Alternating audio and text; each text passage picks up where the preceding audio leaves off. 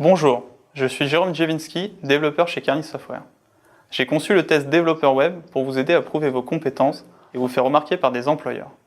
Nous allons voir dans cette vidéo les compétences que nécessite le métier de développeur web en distinguant les développeurs front-end et back-end. A noter qu'en général, nous parlons dans cette vidéo de développement web dit sur mesure, à savoir la construction d'une application à partir de rien. Dans certains cas que nous préciserons, il est intéressant de partir d'une base existante comme le CMS WordPress. Le métier de développeur web regroupe plusieurs missions, la conception, le développement, la mise en ligne, etc. Cependant, la plus importante reste la programmation qui nécessite de bonnes compétences techniques. Commençons par le développeur web front-end. À partir de maquettes fournies par les designers, il habille et anime les sites web. Pour cela, il doit maîtriser plusieurs langages tels que le HTML, le CSS et le JavaScript. Ainsi, il se servira du HTML pour constituer toute la structure d'une page web, en-tête, barre de navigation, contenu texte et images, etc. Le HTML lui permettra également d'ajouter des métadonnées accessibles au moteur de recherche pour favoriser le référencement. Ensuite, pour intégrer toute la charte graphique, il aura besoin de compétences CSS qui lui permettront d'appliquer les couleurs, les polices de caractères, le positionnement des blocs sur une page, etc. Le CSS lui permettra aussi d'adapter le design aux différents supports comme les tablettes ou les mobiles.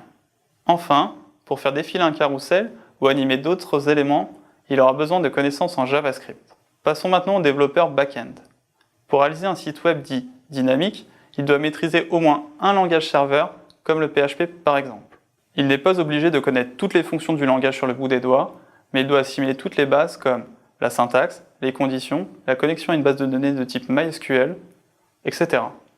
Il pourra ensuite utiliser la communauté web pour approfondir l'utilisation de fonctions spécifiques lors d'un projet.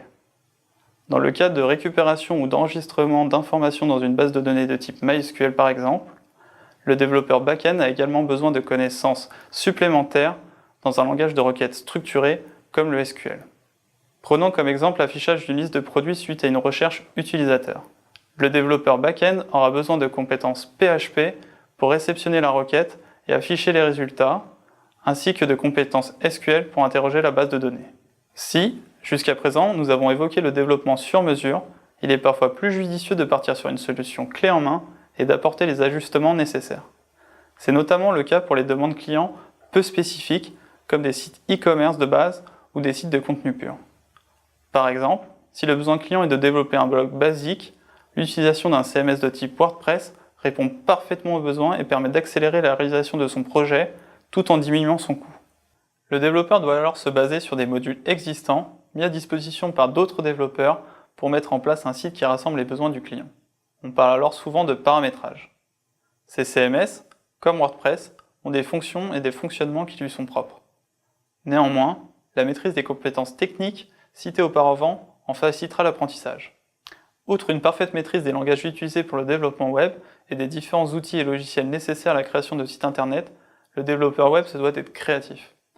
Amené à s'auto-former tout au long de sa carrière, il doit être également capable de s'adapter aux dernières nouveautés et d'évoluer constamment.